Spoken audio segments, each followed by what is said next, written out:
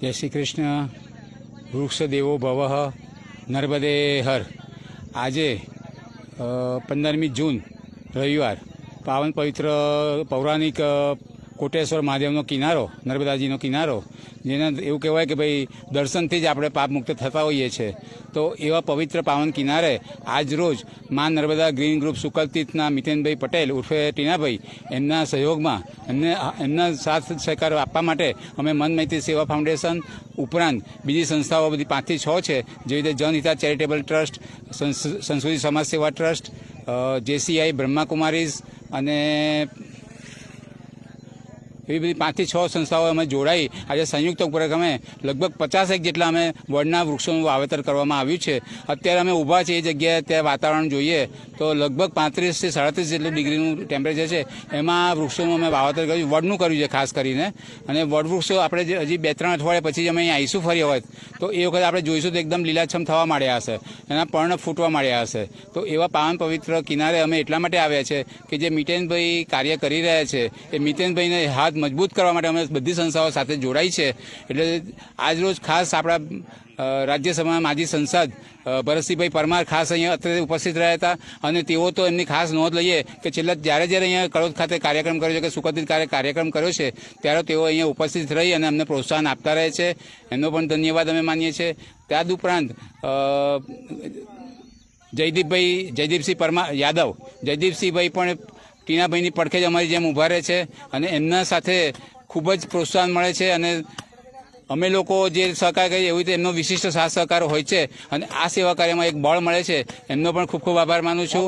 તદુપરાંત ટીનાભાઈએ જે આ અભિયાન ઉપાડ્યું છે તો હું પોતે એવું એક ડ્રીમ જોઉં છું કે ભાઈ ટીનાભાઈ રાષ્ટ્રપતિએ એમને બોલાવી અને એક પર્યાવરણ પ્રેમી એમને પુરસ્કૃત કરે. ધન્યવાદ. જય શ્રી કૃષ્ણ. વૃક્ષ દેવો ભવ. નર્મદે હર. હું નૈના પટેલ, જનહિતા ફાઉન્ડેશન તરફથી મા નર્મદા ગ્રીન ગ્રુપ સુકલતીર્થ અને મન મૈત્રી સેવા ફાઉન્ડેશન તરફથી અમે આજે કડોદ ગામમાં વૃક્ષારોપણનું એમણે આયોજન કર્યું હતું, એમાં અમે ભાગ લીધો છે અને અમે પણ વૃક્ષારોપણ કર્યું છે અને આગળ પણ અમે આ બધી સેવાઓમાં ભાગ લેતા રહીશું અને આવો લાભ લેતા રહીશું. નમસ્કાર, હું જિજ્ઞાસા ગોસ્વામી. આજે ખૂબ જ ખુશી અને આનંદનો દિવસ છે કે જે ગ્લોબલ વોર્મિંગનું જે આખા દેશ દુનિયામાં આફત સંકટ થઈ રહ્યું છે એના હિસાબે પર્યાવરણને બચાવવા માટે એક બહુ મોટું મા નર્મદા ગ્રુપ તરફથી અને મન મૈત્રી સેવા ફાઉન્ડેશન તરફથી એક સરસ ઇનિશિયેટિવ લેવામાં આવ્યો છે કે નર્મદા નદીના કિનારે કડોદ ગામ ખાતે આજે જે વૃક્ષારોપણ થઈ રહ્યું છે એમાં ઘણી બધી NGO સહયોગી બનીને પોતાનું યોગદાન આપી રહી છે. એમાંથી આજે અમે જનહિતા ચેરિટેબલ ટ્રસ્ટ તરફથી પણ અમે અમારું એક નાનું યોગદાન નોંધાવ્યું છે અને આગળ પણ આ જે ગ્લોબલ વોર્મિંગનું જે સંકટ છે એને દૂર કરવા માટે અમે હંમેશા જનહિતા ચેરિટેબલ ટ્રસ્ટ દેશ દુનિયાના પડખે રહેશે અને અમારું યોગદાન આમાં નોંધાતું રહેશે. અને આગળ પણ અમે ગ્રીન ભરૂચના કોન્સેપ્ટથી જઈ રહ્યા છે તો દરેક જગ્યા પર અમે પ્લાન્ટેશન કરીને એનો ઉછેર કરવા માટે અમે કટિબદ્ધ છે. નમસ્કાર. जय श्री कृष्णा. आप सबने मारा जय श्री कृष्णा. हूँ जैसी Tripti Rathore, president of JCI Bharuch 2025. ये जो एक इनिशिएटिव सभी संस्थाओं ने मिलकर लिया है माँ नर्मदा को हरी चुंदड़ी उड़ाने का, हरियाली की चुंदड़ी उड़ाने का, बहुत ही अच्छा इनिशिएटिव है and this is really the need of the hour. अभी जैसा कि हमारे जो गेस्ट थे, आज गेस्ट ऑफ ऑनर थे, उन्होंने कहा कि अगर देश को बचाना है तो गौ सेवा और वृक्ष सेवा ये दो की बहुत ज़्यादा ज़रूरत है. तो इस अभियान में आज हम सब जुड़े हैं और आप सबसे मेरी रिक्वेस्ट रहेगी कि आओ हमारे साथ जुड़ो और एक बार फिर अपने भारत को, अपनी धरती को हरा भरा बनाओ. जय हिंद, जय Bharat. Giants group of Bharuch. હું Mrinal Kapadia, giants group of ભરૂચના પ્રેસિડેન્ટ. તેમજ આજે વૃક્ષારોપણનો કાર્યક્રમ અમે કડોદ ખાતે કર્યો હતો, જેમાં મા નર્મદા રેવા સંસ્થા તેમજ મન મૈત્રી સેવા સંસ્થા સાથે સહયોગથી આજે 100થી વધુ વૃક્ષો વાવીને આજે પર્યાવરણ જતનીનું ખૂબ સરસ અગત્યનું કામ કર્યું છે. તે બદલ મારી સાથે જોડાયેલા મારા દરેક ગ્રુપના સભ્યોનો ખૂબ ખૂબ આભાર. નમસ્કાર.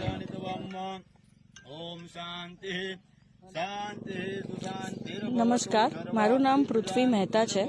હું અત્યારે કોસંબાથી આવી છું.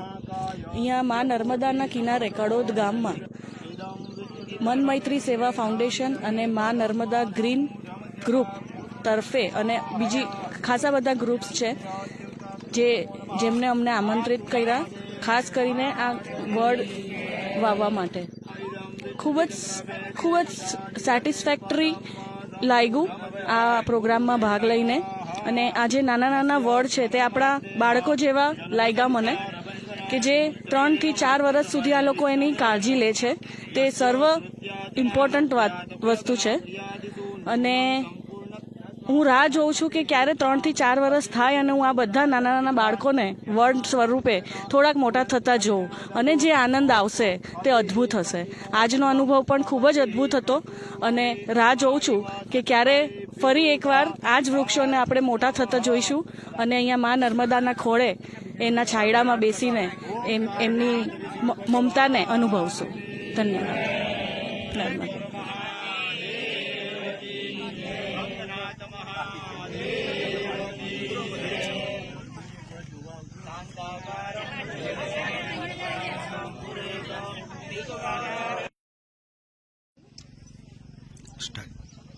જય શ્રી કૃષ્ણ, જય માતાજી. હું બોલું દીપા કુંવર નાયક કોકિલા કુંવર, ભરૂચ કિન્નર સમાજ તરફથી.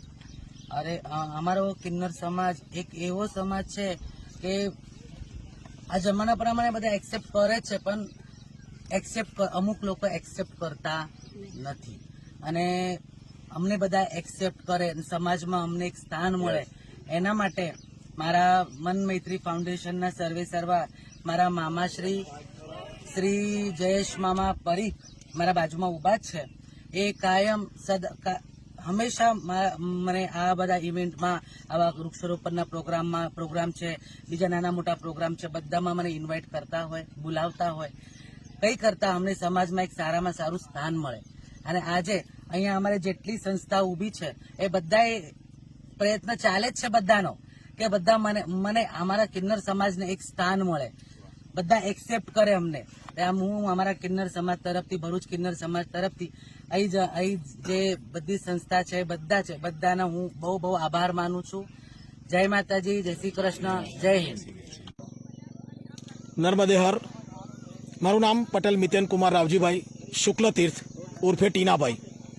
આજ રોજ કડોદ નદી કિનારે આ અમારો 3જો પ્રોગ્રામ છે. આજ રોજ નદી કિનારે અમે 45 જેટલા વડના નવા ડાળા લગાવેલા છે. આ કાર્યક્રમમાં મા નર્મદા ગ્રીન ગ્રુપ શુક્લતીર્થ, મન મૈત્રી સેવા સંસ્થાન, જનહિતાર્થ ચેરિટેબલ ટ્રસ્ટ, સંસ્કૃતિ સમાજ સેવા ટ્રસ્ટ, બ્રહ્માકુમારીઝ સેવા શક્તિ એજ્યુકેશન ટ્રસ્ટ અને JCI ભરૂચ, આ સંસ્થાઓના સહયોગથી અમે લોકોએ આજ રોજ 45 જેટલા નવા વડ લગાવેલા છે. અગાઉ 2 પ્રોગ્રામમાં 60 જેટલા વડ અમે લગાવેલા, તો 40 થી 45 ડિગ્રીમાં લગભગ માર્ચ એપ્રિલ મહિનામાં અમે એ તમામ વડ ઉછાળી દીધા છે. વડ લગાવવાનો અમારો સંકલ્પ એટલા માટે છે કે અમે લોકો ટ્રેક્ટરથી એને 7 ફૂટના પાઇલ્સ કરીએ છીએ, 20-22 ફૂટની ડાળી લાવીએ છીએ.